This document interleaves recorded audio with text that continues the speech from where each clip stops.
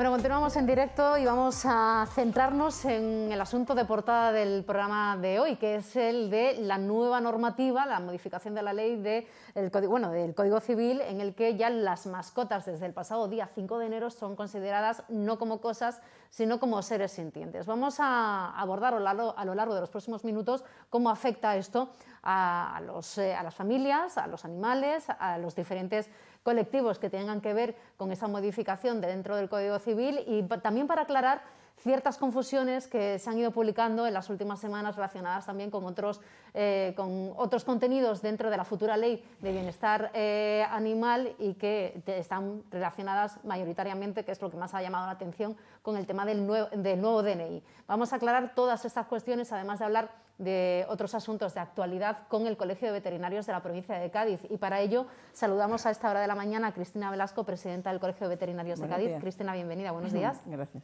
Y también nos acompaña Jesús Fernández, que es el secretario del Colegio de Veterinarios de nuestra provincia. Muy buenos días, Jesús. Encantado de estar con vosotros.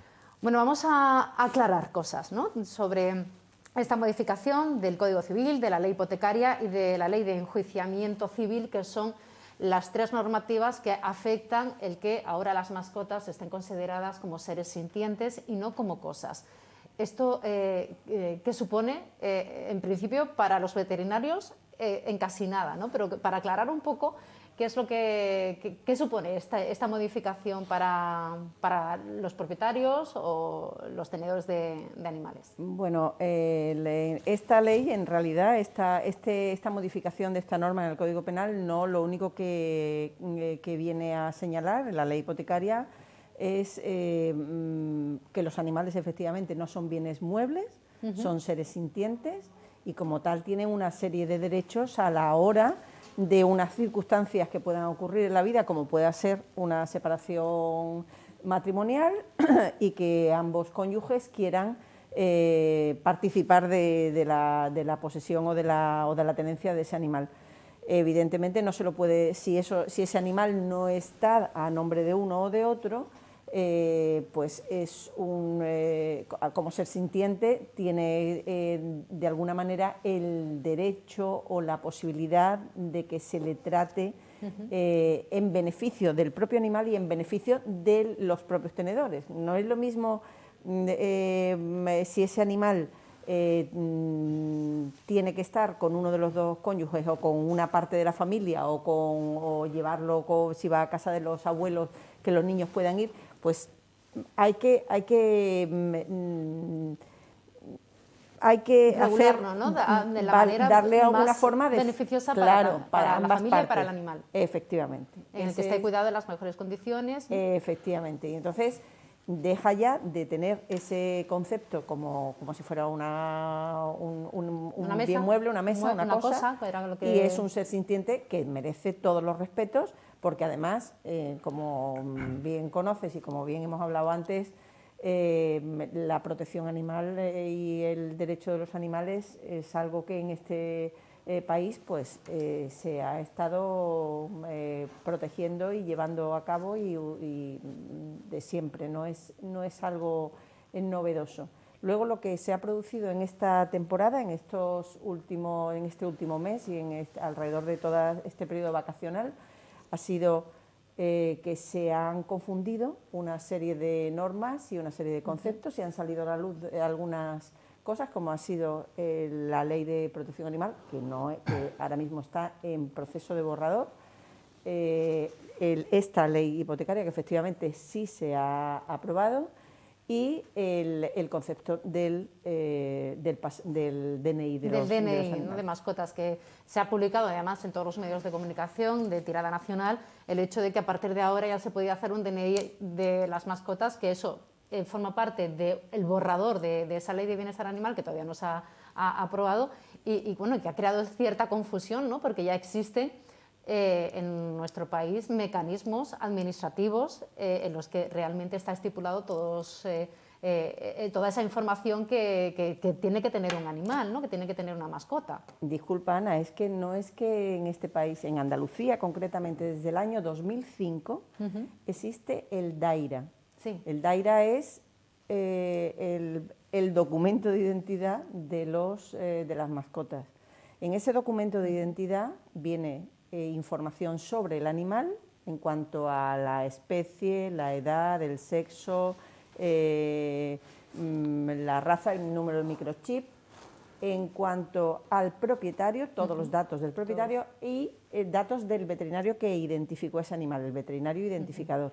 Quiero decir que eso no es ninguna novedad y lo que se está diciendo es algo que existe desde el 2005. O sea, que yo creo que eso existe en el 2005 de la forma que lo llevamos nosotros, muy informatizada, con servicio a los ayuntamientos, convenio con Diputación, pero en España y antes de la entrada a la Comunidad Económica Europea, la normativa en referencia a la identificación de los animales es totalmente pionera. No se identifican a los animales como se oye por ahí, porque son esclavos. No, se identifican los animales porque son agentes que de alguna forma conviven con el medio ambiente y con las personas y tenemos que saber dónde están, cómo están y poder de alguna forma gestionar, evaluar. Lo mismo que se hace con las personas a través de su DNI. Nosotros en España, lo mismo que se hacen con los establecimientos industriales, los establecimientos que producen alimentos, que producen cosas que pueden causar riesgo, están totalmente identificados con números de registro. Ese tema de identificación en España, por suerte, y antes de entrar en Europa, estaba de lo más avanzado. Existían países que todavía la identificación de las personas no funcionaban, ya por suerte funciona y ahora estamos incrementando con una identificación o con una especie que es el tema de certificado COVID. Pues estas cosas no se hacen por controlar, se hacen por solucionar, prever y, de alguna forma, controlar pandemias y situaciones que afectan a todo el mundo, independientemente de que si yo tengo a mi mascota identificada con microchip, con este sistema, pues si se me pierde, puedo garantizar sin pelea ninguna que es la mía. Claro. Ana, lo que esto de alguna forma solo aporta, podemos complicarnos la vida como se la está complicando la gente y meter todos los bulos que queramos, pero esto solo aporta claridad para los jurídicos. Hay un cambio de denominación jurídica y en todos los procesos donde están los jurídicos, los abogados, divorcios, hipotecas y demás, tienen algo donde agarrarse. Antes era dependiendo de la sensibilidad del jurídico. Ahora no, ahora la sensibilidad del jurídico está definida en esta norma, por lo tanto sabe qué hacer. Pero eso no quiere decir que gracias a esta norma los animales ahora son protegidos y antes no. La normativa de bienestar animal y de protección animal en Europa y específicamente en España está muy avanzada.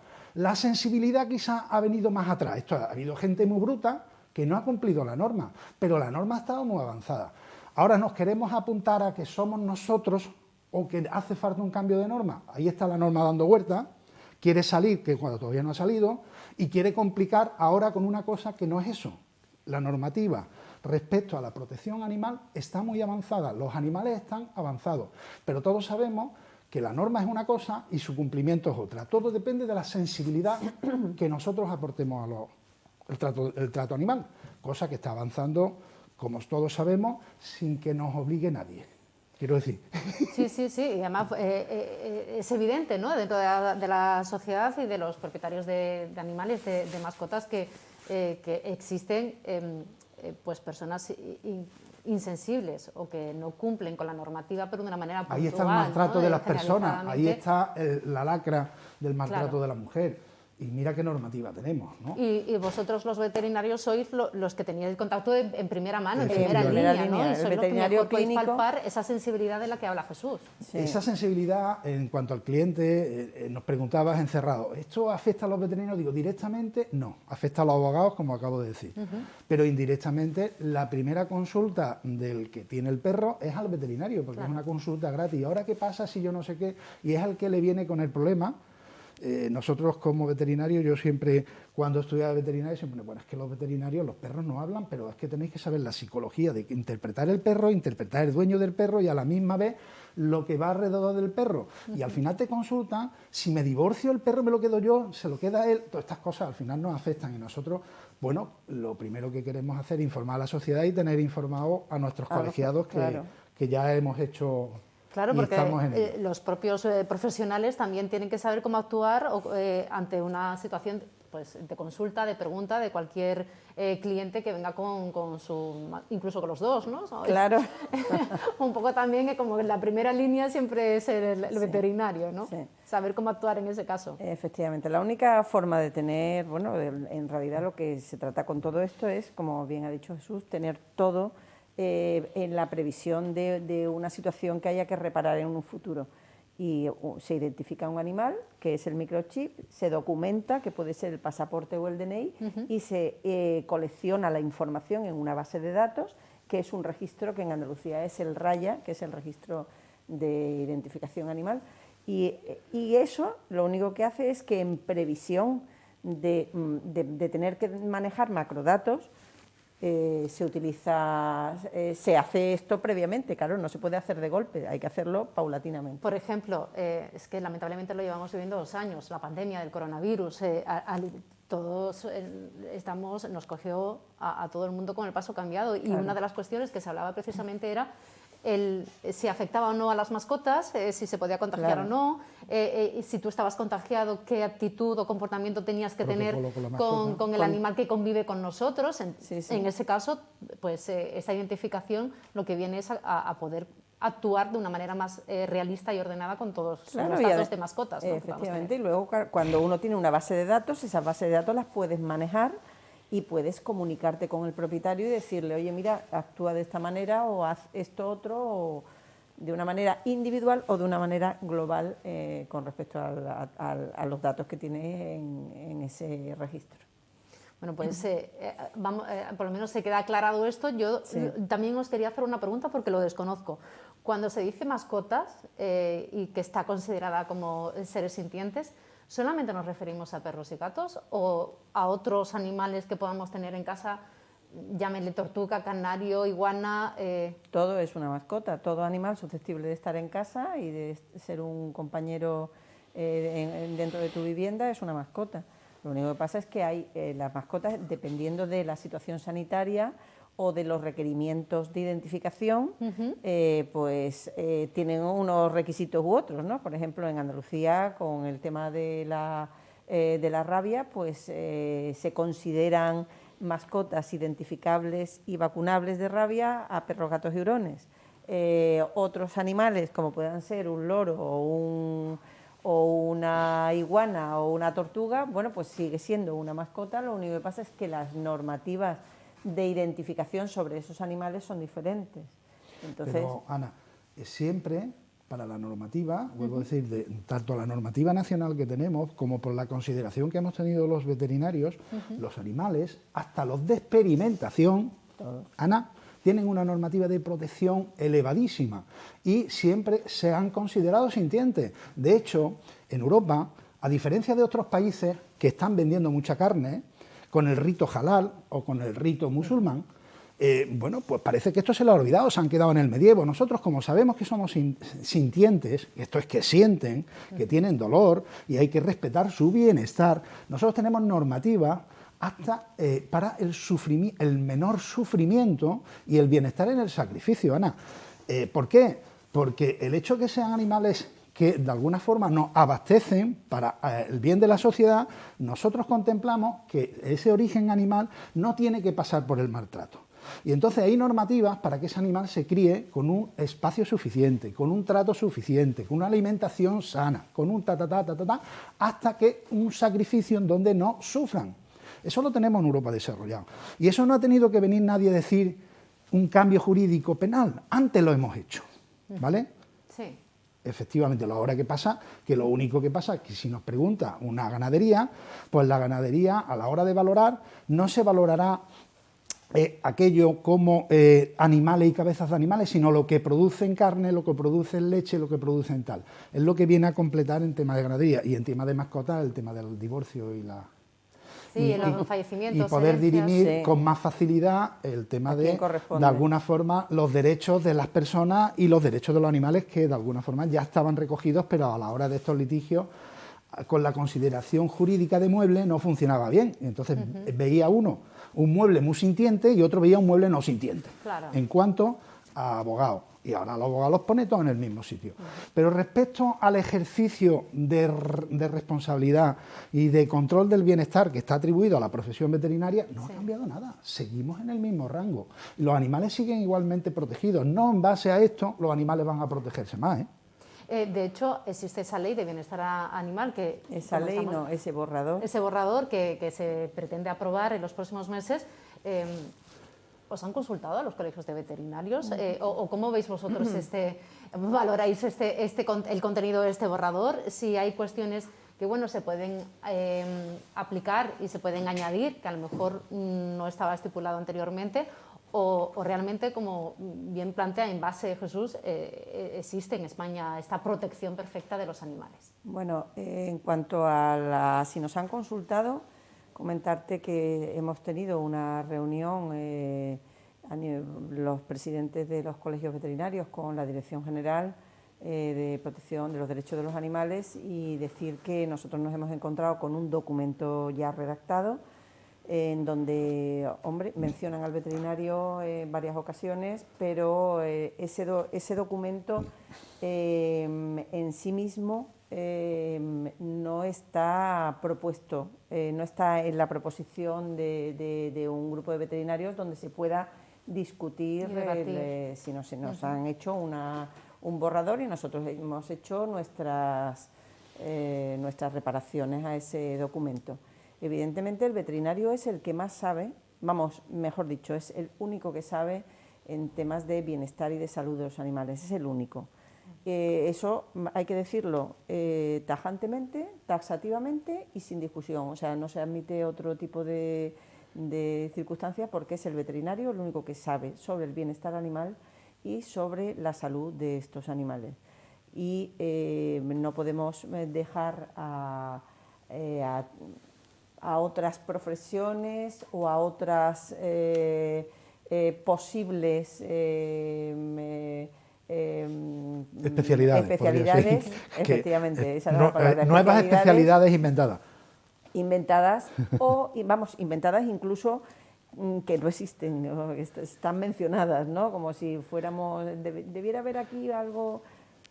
No lo sé, eso de alguna forma es algo da la que, sensación claro, de que no se ha querido contar con los que saben o los que son expertos de toda la vida, y que así lo reconoce la normativa, y tampoco se ha consultado muy bien, o no se conoce muy bien, lo que hay de normativa respecto a la norma existente, porque la norma de alguna forma aporta determinados aspectos que no vienen a sumarse en la protección, y por otra parte sí menciona aspectos que lo que vienen es a sumarse en la confusión social y económica de este país. Sí.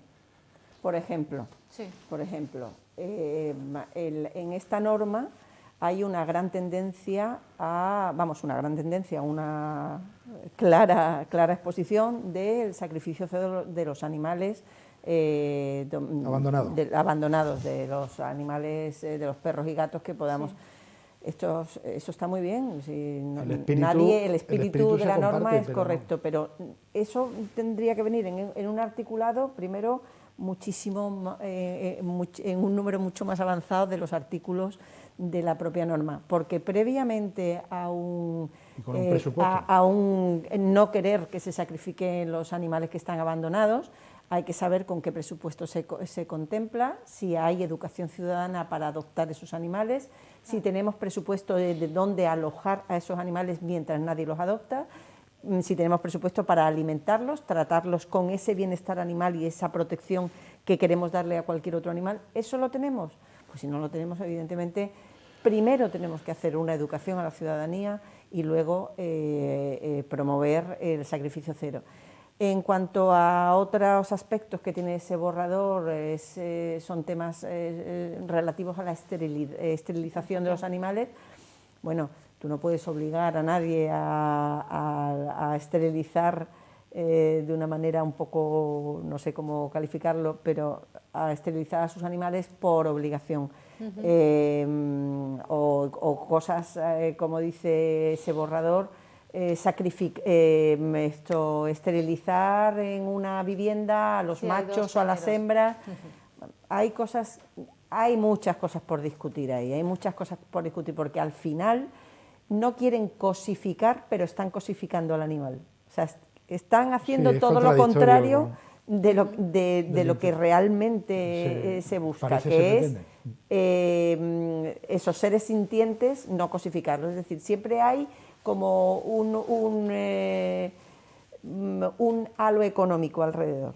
Y este borrador y su contenido irrumpe de alguna forma en algún aspecto del código deontológico de los veterinarios o no?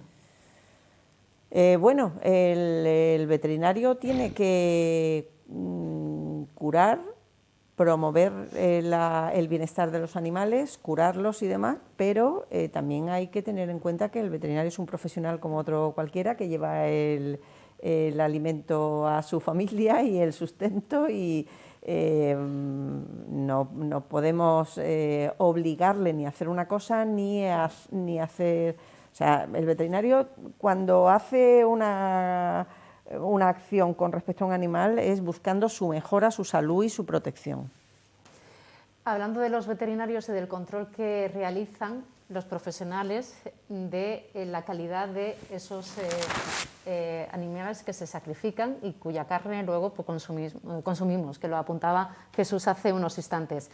La calidad de la carne española es buena y el control lo llevan los veterinarios. Me toca de nuevo decir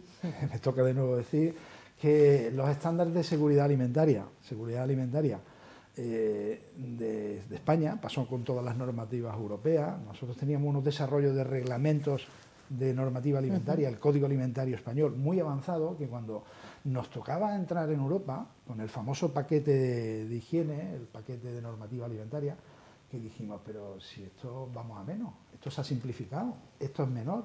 Algunos, que estábamos acostumbrados a ser muy exigentes, pues como era una normativa genérica que quería de alguna forma unificar o generalizar o partir de nivelar todas las exigencias en todos los países europeos, pues decía, bueno, pues vamos a apretar más. No, la verdad se demostró que de alguna forma nuestra normativa está bastante apretada. Efectivamente había alguna penuria en cuanto a tecnología que vino y demás, pero en cuanto a normativa estábamos muy avanzados. En cuanto a seguridad alimentaria y en cuanto a calidad, tened en cuenta que nosotros defendemos una ganadería de pasto y extensible de mucha calidad. En cuanto a la genética de las razas que hemos sabido conservar, no digamos del ibérico, porque esto no hace falta explicarlo en el cerdo, pero sí del vacuno hace falta explicarlo porque parece que no se sabe suficiente. Partimos de una genética estupenda porque hemos sabido conservar la raza rústica, que la hemos sabido cruzar con una raza productiva para saber equilibrar la sostenibilidad del campo y a la misma vez que los ganaderos ganen dinero, si es que la palabra de ganadero viene de ganar dinero, pero ganar dinero haciendo un bien a la sociedad. ¿Qué mejor bien que alimentando a la sociedad?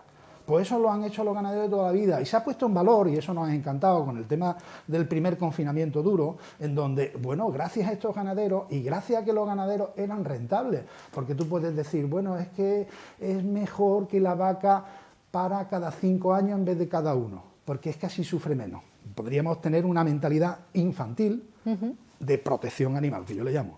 Pues ¿qué pasaría? Que no habría carne para todos.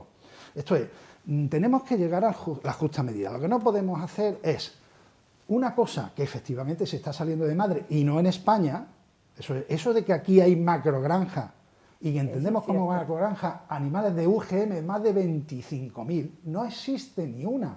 Las únicas grandes que existen son de 5.000 y existe una de 10.000. Y con las normativas de que no quieren que suba de ese rato. Aquí ya hay normativas diciendo de que no sean tan grandes. Lo que no podemos es, una cosa que están haciendo mal por ahí, decir que las hacemos nosotros mal, porque me viene un tuit muy bonito de, uy, ponle macrogranjas. No, señores, aquí no tenemos macrogranjas, aquí tenemos granjas industriales donde se respetan las normas y donde se hace sostenible en la producción de carne buena, sana y a un precio asequible. ¿Vale?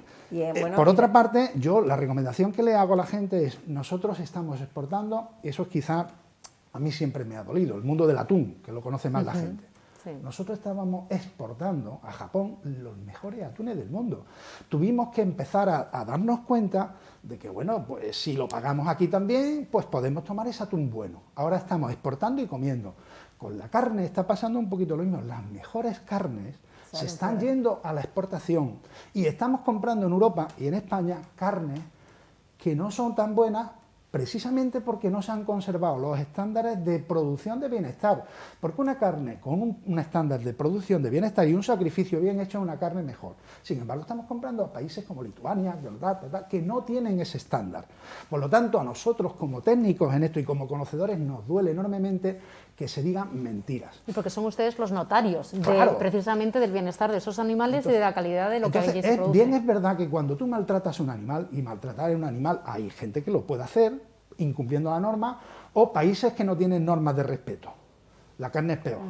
Es verdad que una macrogranja de estas de 25.000 animales en Estados Unidos, y para colmo, si hay por ahí alguien sinvergüenza, que el papel está todo muy bien, pero después las deyaciones, los excrementos y tal, no lo controla como dice la norma, puede ser un peligro. Pero de ahí a decir que nosotros somos unos brutos, que tenemos la carne fatal y que tenemos macrogranja, es una pura mentira. Así de claro. No podemos ser tan radicales, y menos en contra nuestra, y menos que lo haga un ministro representante nuestro. Lo digo como representante de los profesionales que saben de esto. Cristina. Nosotros, los veterinarios, desde la granja hasta la mesa, que es una frase ya que creo que la tenemos todos muy, muy interiorizada, desde la granja a la mesa estamos promoviendo todo el bienestar animal durante el proceso de la crianza de los animales, garantizando que los piensos sean los correctos, haciéndoles pruebas de sanidad para verificar que esos animales que van a pasar a la cadena alimentaria, pero que mientras están criando y están en las explotaciones ganaderas, no tienen ninguna enfermedad de declaración obligatoria e infectocontagiosa al hombre, como puede ser la tuberculosis, brucelosis y demás, y esos animales no pasan a la cadena alimentaria. Estamos promoviendo mediante pruebas dentro de los planes nacionales de residuos para saber si esos animales en su alimento hay algún producto que sea tóxico tal para el ser humano. La leche, los productos que los animales dan, huevos, leche, antes del sacrificio. Cristina, hace muy poquito asistimos a un congreso en donde el máximo responsable del plan, que es un plan específico para bajar el tema de los antibióticos en tratamientos normales, no solamente en tratamientos de animales que van a abasto, sino en tratamientos normales, efectivamente los de abasto hay una norma de que tú no los puedes tratar con periodo de supresión para que nunca haya antibióticos en la carne, pues en la bajada, en el objetivo que tenía Europa en este programa de bajar los antibióticos a través de medidas preventivas, que somos especialistas en medidas preventivas, para que no tengamos que llegar a curar, es mejor prevenir. Claro. Pues España había sido el que más había bajado el nivel de uso de antibióticos, nos felicitaron en toda Europa. Que nosotros tengamos que oír eso de los europeos en congresos internacionales y que nuestro ministro diga que nuestras carnes tienen antibióticos, de verdad que duele. Duele, Ana. Sí, no, eso no es... la verdad es que ha sido un patinazo, pero bueno...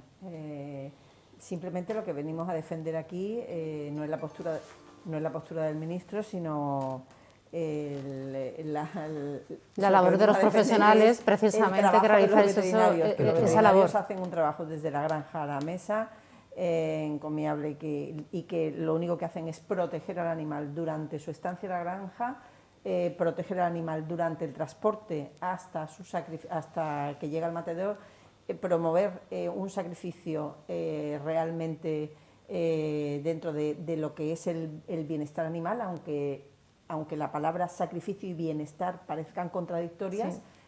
Es como el buen morir, la eutanasia, pues es exactamente igual. El bienestar animal en el sacrificio es un oxímoron, pero es una realidad. Y eso es lo que se hace. La gente también tiene un concepto, a veces desde la ignorancia, cuando hablan del sacrificio kosher o del sacrificio halal, que Jesús puede matizarlo un poco más. Ese sacrificio se hace desde el rito religioso, pero no desde la seguridad alimentaria ni desde el bienestar animal. Eso hay que tenerlo claro, que la gente no piense que porque un animal se haya sacrificado por un rito religioso y desde ese se cumplen las normas de bienestar y de seguridad alimentaria.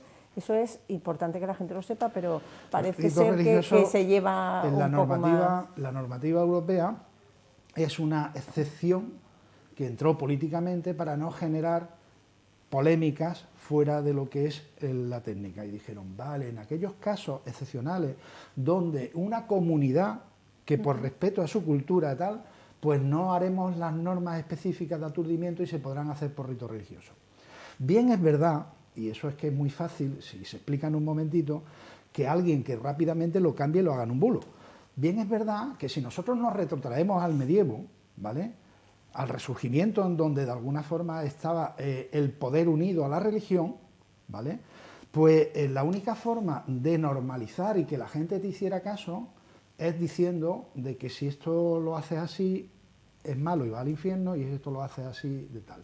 De tal forma que para que la gente hiciera las cosas bien, pues decían que eso era el rito religioso y eso no era el rito religioso. Hacer las cosas bien en aquel tiempo donde no había otra tecnología mejor que ahora, era efectivamente un cuchillo lo más afilado posible y lo más limpio posible, hace menos daño, aunque la gente piense que un cuchillo afilado hace más daño, no. Un cuchillo mellado o un cuchillo sin filo hace más daño que un cuchillo fino y limpio. Un cuchillo fino y limpio en la yugular, ya no mirando a la Meca o no mirando a la Meca, sí mirando a tal, ya lo otro es meterle un poquito de liturgia para que yo, ¿vale? Sí, pero Jesús, efectivamente el cuchillo tiempo. limpio hace que eso sea de menos sufrimiento que un cuchillo malo o un porrazo.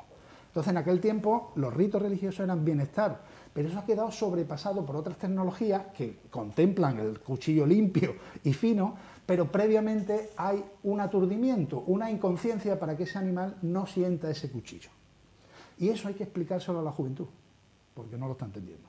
Y sobre todo porque muchas veces todas estas cuestiones están bien ponerlas sobre la mesa porque la figura del veterinario, la gran mayoría lo asimilamos únicamente a donde vamos a llevar a nuestro animal, a nuestra mascota y que nos ayuda, pero que la labor del veterinario va mucho más allá y que implica pues cuestiones tan habituales como es la alimentación, el cuidado de los animales que van al consumo humano, y teniendo en cuenta además todas las características, todas las religiones, todas las metodologías y bueno, y todas las cuestiones que tienen que ver con la alimentación también. De hecho, nuestros abuelos lo entendían perfectamente, porque en el mundo rural ese veterinario tenía la sensibilidad y el conocimiento para tratar con cariño esa mascota que tenía la abuela, pero a la misma vez estaba con la vaca para que pariera bien y que la leche la diera, y a la misma vez estaba en el sacrificio tal para el animal. Eso, toda la utilidad del animal en bien de la sociedad, no es por explotar al animal. Es una de las cosas más desafortunadas en el léxico que hemos tenido, es explotaciones. No son explotaciones, son empresas de producción animal. Lo que pasa es poner explotaciones y dice, bueno, estáis explotando. No, no estamos explotando nada. Esos son los petardos. Finalizar, porque me quedo sin tiempo, que hemos hablado del DNI, hemos empezado hablando del DNI, ¿eh? Sí. El tema es muy pasional, es muy pasional. Sí, no, es que en realidad nosotros lo único que hacemos es intentar proteger la vida de los animales y a través de esa protección proteger a la sociedad y a la salud pública desde la granja a la mesa, y además somos en la investigación, pues somos también los que entramos, o sea, somos los que le allanamos el camino a los médicos en todos los procesos quirúrgicos, porque todo eso se investiga antes. En animales. Entonces, pues eso es simplemente hecho por veterinarios. Pues nosotros hemos querido aquí plasmar y valorar pues la labor que realizan los profesionales de los animales, los veterinarios, y que abarca pues a cuestiones mucho más sociales y que afecta a la ciudadanía en cuanto a los que tenemos mascota o no, y la normativa que eso supone, el cuidado que tenemos que tener con nuestros animales, y posteriormente pues todo lo que tiene que ver con el tema de la gama de alimentación. Estamos abiertos a colaborar con vosotros para enseñar a la sociedad estas cosas que quizás en el mundo urbano se van desapareciendo. Sí. Y que bueno, los veterinarios como conocedores y los ganaderos como tenedores pudieran explicarle las realidades a las personas. ¿Vale? Pues Cristina y Jesús, muchísimas gracias por habernos acompañado, y iremos hablando con vosotros más adelante también cuando se vayan dando pues más situaciones relacionadas con los animales, y si finalmente se lleva a cabo esa aprobación de la nueva ley de bienestar animal, el contenido de la misma, y sobre todo dejar claro que los animales en nuestro país están protegidos. Están protegidos. Y que lo que hay que hacer es tener más controles para vigilar aquellas prácticas que no son beneficiosas con el mundo animal. Muchísimas gracias a los dos por acompañarnos. Nada, a ti, Ana. Nos vamos a publicidad. A la vuelta vamos a hablar con el Ateneo de Jerez, vamos a conocer cuál es la programación que tienen prevista para las próximas semanas aquí en nuestra ciudad.